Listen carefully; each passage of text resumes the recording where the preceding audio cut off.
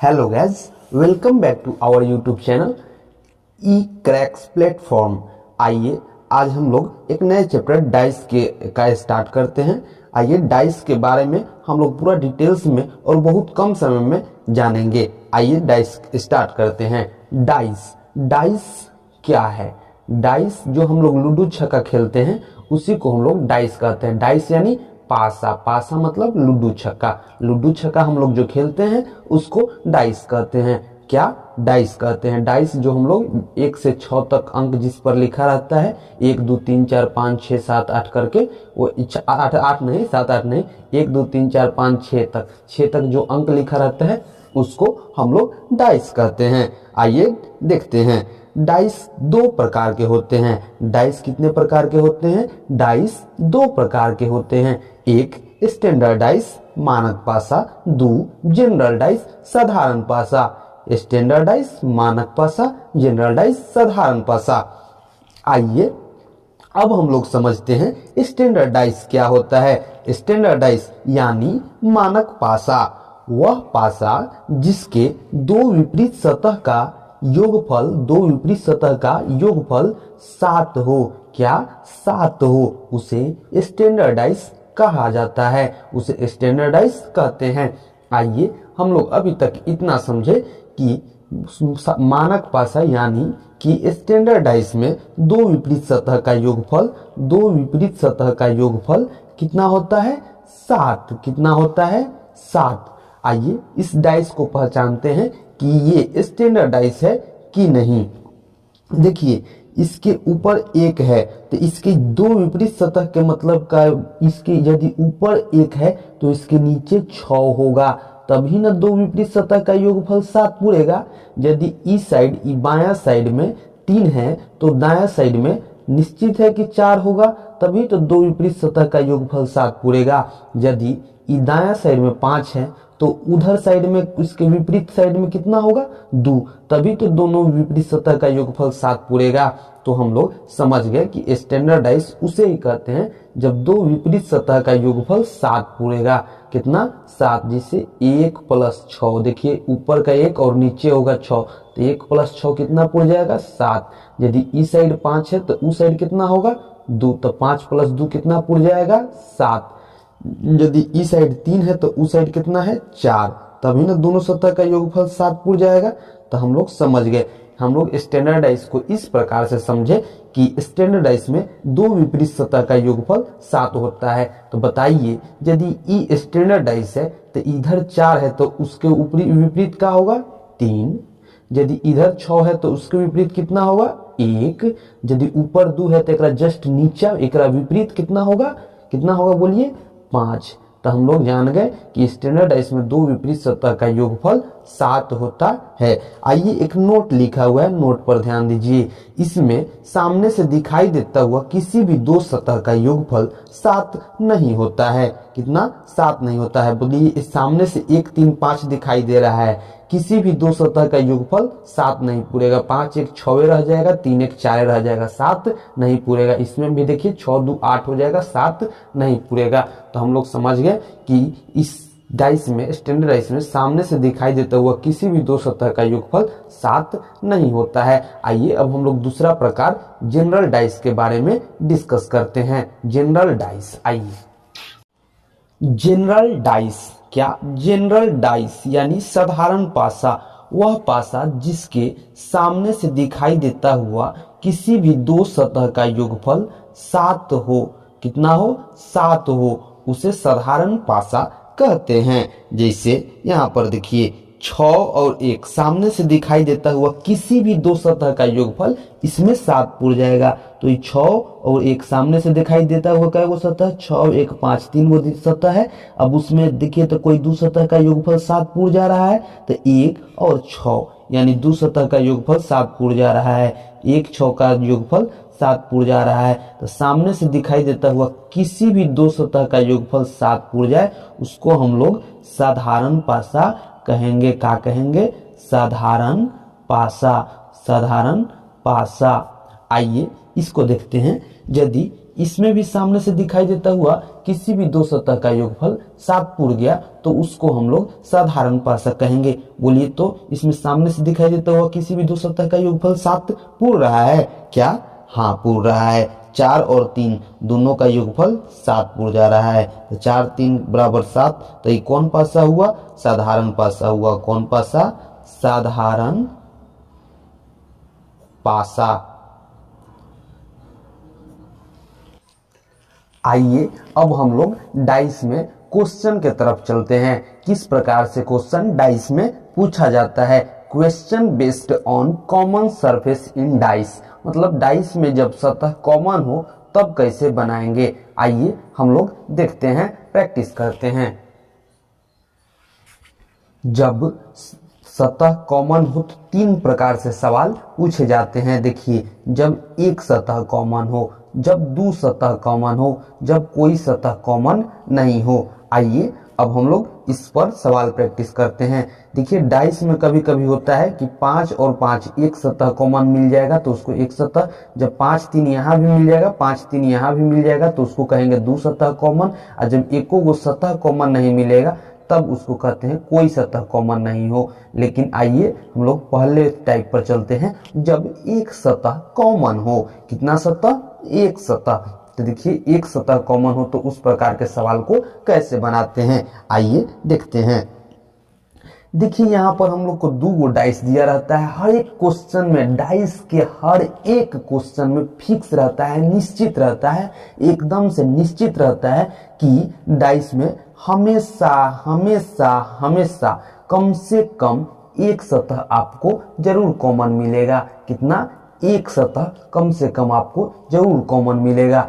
तो आइए अभी हम लोग देखते हैं इस डाइस में, इस 2 डाइस में देखिए तो कौन सा सतह कॉमन है, इसको हम लोग को बनाना है। तो जब बनाना रहता है हम लोग को इस सब टाइप के सवाल, तो हम लोग इस प्रकार से एक आकृति बना लेते हैं। एकदम बढ़िया मेथड है, और भी बहुत शिक्षक इसको भिन्न भिन्न प्रकार से बताते हैं, लेकिन इस प्रकार से गलती ना के बराबर होती है या ना ही होती है। देखिए, इस प्रकार से हम लोग डाइस बनाते हैं। ये भी डाइस ही है, लेकिन ये डाइस को हम लोग खोल दिए हैं। इसको ऊपर से इस तरह बंद कर दिया जाए, इसको ऊपर से इससे बंद कर दिया जाए, इसको ऊपर से इस तरह बंद कर दिया जाए, इसको इससे बंद कर दिया जाए और ऊपर से एक झपना रख दिया जाए, तो यह कंप्लीट डाइस बन जाएगा, पूरा डाइस बन जाएगा। ये भी डाइस ही है, लेकिन इसके सतह को पूरा खोल दिया गया है। मान लीजिए कोई बॉक्स है, डिब्बा है, उसको खोल दिया गया है। तो देखिए, इस सतह डाइस के सारा सतह खुला हुआ है। अब देखिए, डाइस के हम बीच में उसी सतह को भरेंगे जो इन दोनों डाइस में कॉमन हो। तो बोलिए, ये दोनों डाइस में कॉमन कौन है? बहुत मस्त मेथड है, ध्यान से दीजिएगा, देखिएगा। ये दोनों डाइस में देखिए कॉमन कौन है, तो ये दोनों डाइस में ध्यान से देखने पर कॉमन है 4। कितना? 4। देखिए, 5 3 2 1 दोनों सब अलग अलग है, कॉमन दोनों में कौन है? 4। तो हम लोग बीच में यहाँ पर 4 को भरते हैं। 4 हम लोग भर दिए। अब देखिए, 4 पर से हम लोग को 2 रास्ता मिलता है। इस प्रकार से चलेंगे तो हम लोग इसको क्लॉकवाइज कहेंगे। क्या कहेंगे? क्लॉकवाइज। और इस प्रकार से चलेंगे तो एंटी क्लॉकवाइज। क्या कहेंगे? Anti clockwise. अब आपको ये जानना फर्ज बनता है कि क्लॉकवाइज क्या होता है, एंटी क्लॉकवाइज क्या होता है। देखिए, जब घड़ी के हम लोग दिशा में चलते हैं इस प्रकार से, तो हम लोग इसको क्लॉकवाइज कहते हैं। क्या कहते हैं? क्लॉकवाइज। जैसे देखिए, घड़ी में 12 1 2 3 4 5 6 घड़ी इस तरह से चलती है, तो इसको हम लोग क्लॉकवाइज कहते हैं। क्या कहते हैं? क्लॉकवाइज। आइए तो हम लोग क्लॉकवाइज चलते हैं। एंटी क्लॉकवाइज भी चलेंगे तो वैसा ही आंसर आएगा, लेकिन अधिकतम टाइम हम लोग क्लॉकवाइज चलते हैं। तो आइए देखिए, दोनों सतह कॉमन था, बीच में 4 लिख दिए। 4 के क्लॉक में कितने वाइज चलते हैं, तो 4 के क्लॉकवाइज चलेंगे तो क्या मिलेगा? 3 और 5। देखिए, 4 के क्लॉकवाइज चलेंगे तो 3 और 5 मिलेगा। अभी 3 और 5 को आप कहीं भी भर सकते हैं। जैसे देखिए, 3 को यहाँ भरेंगे तो 5 यहाँ भरना पड़ेगा, यदि 3 को यहाँ भरेंगे तो 5 यहाँ भरना पड़ेगा। चलिए, हम लोग 4 के क्लॉक में 3 है, 3 के क्लॉक में 5 है, तो 4 के क्लॉक में ये 3 भर दिए। अब 5 को कहाँ भरेंगे कि 4 के क्लॉक में 3 और 5 मिल जाए। तो बोलिए, 5 को कहाँ भरेंगे? आप अपने से बोलिए, हेजवा भरेंगे कि यहाँ भरेंगे। तो हम लोग सिर्फ एक ही स्थान पर 5 को भर सकते हैं। यहाँ यह स्थान यह होगा, क्योंकि 4 के क्लॉक में इस तरह से 3 है, उसके बाद 5 है, तो 4 के क्लॉक में 3 और 5। अब फिर ये इस डाइस में आ जाते हैं और 4 पर ध्यान देते हैं। अब फिर 4 के क्लॉक वाइज जब चले हैं तो इसमें भी हम लोग को क्लॉक वाइज ही चलना होता है।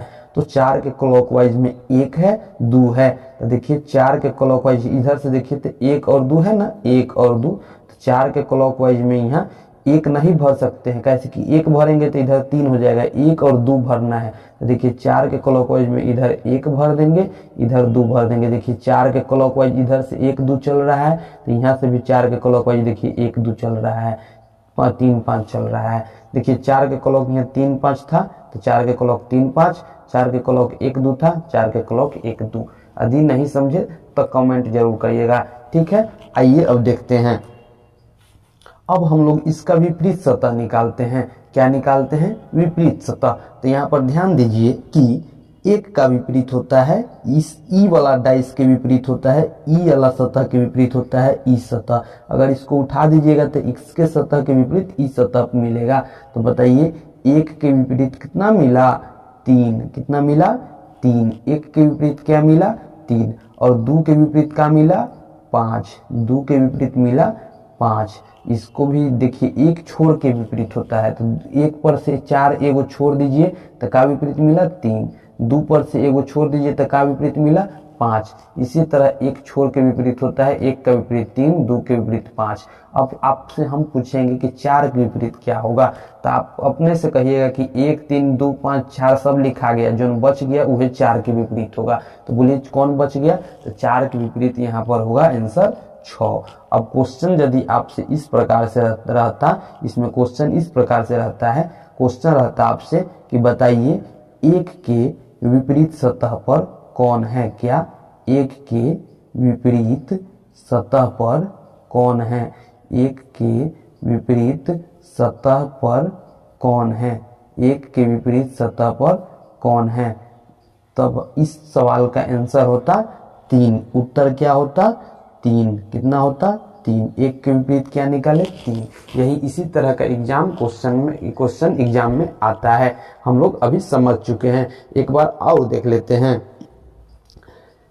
4 था, 4 के क्लॉक में 1 2, 4 के क्लॉक में 1 2 भर दिए, 4 के क्लॉक में यहाँ पर 4 के क्लॉक में 3 5 था, 4 के क्लॉक में 3 5, 4 के क्लॉक में 1 2, बीच में कौन भरे? जो कॉमन रहता है वो, ठीक है, समझ गए। आइए अगला टाइप पर चलते हैं, अगला क्वेश्चन पर चलते हैं। अगला क्वेश्चन आपको अपने आप समझ में आ जाएगा, हंसते खेलते, बस वीडियो में बने रहिए। आइए अगला क्वेश्चन देखते हैं। क्वेश्चन है कि 2 के विपरीत सतह पर कौन सा अंक होगा। इस क्वेश्चन को हम लोग बनाने से पहले हम लोग उसी तरह से बनाएंगे जिस तरह से पिछला सवाल किए हैं। आइए बोलिए, इसके बनाने के लिए इस प्रकार से हम लोग एक डाइस बना लेते हैं, खुला हुआ डाइस। इसका सारा सतह खुला है, देखिए इस तरह से 5 को बना लिए, ठीक है, सही है। अब बोलिए इसमें बीच में कौन रखाएगा?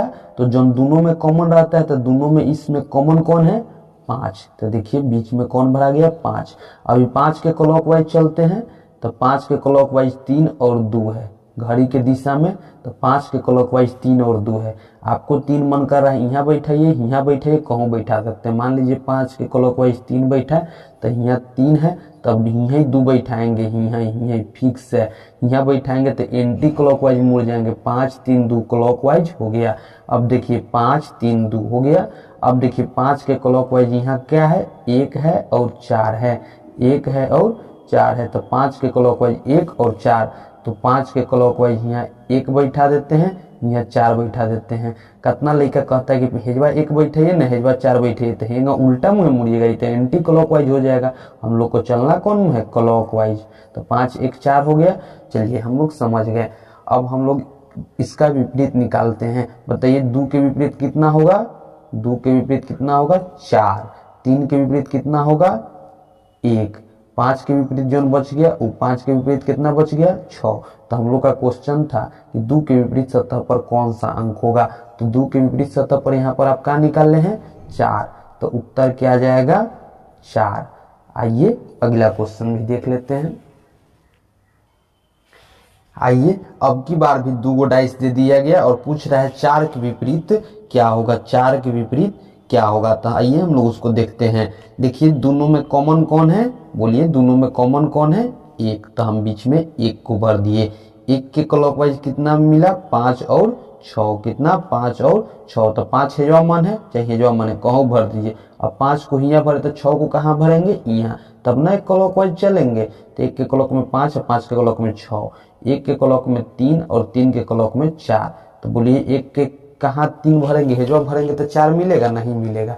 3 आपको हर हाल में यहाँ भरना पड़ेगा और 4 यहाँ भरना पड़ेगा। तो एक के क्लॉक में 3 और 4 भरा गया। आइए हम लोग इसको समझ गए। अब हम लोग बोलिए 5 के विपरीत कितना निकालेंगे, 5 के विपरीत होगा 6, 5 के विपरीत 3, भले 5 के विपरीत कितना होगा 3, 4 के विपरीत कितना होगा 6, एक के विपरीत जो बच गया वही होगा। तो एक के विपरीत का हो जाएगा 2। क्वेश्चन पूछ रहा है 4 के विपरीत का होगा, 4 के विपरीत आप क्या निकाल ले, 6। तो 4 के विपरीत उत्तर क्या हो जाएगा, 6। आइए हम लोग समझ चुके हैं। यदि वीडियो अच्छा लगा हो तो लाइक करना नहीं भूले। मिलते हैं अगले वीडियो में अगले कॉन्सेप्ट के साथ।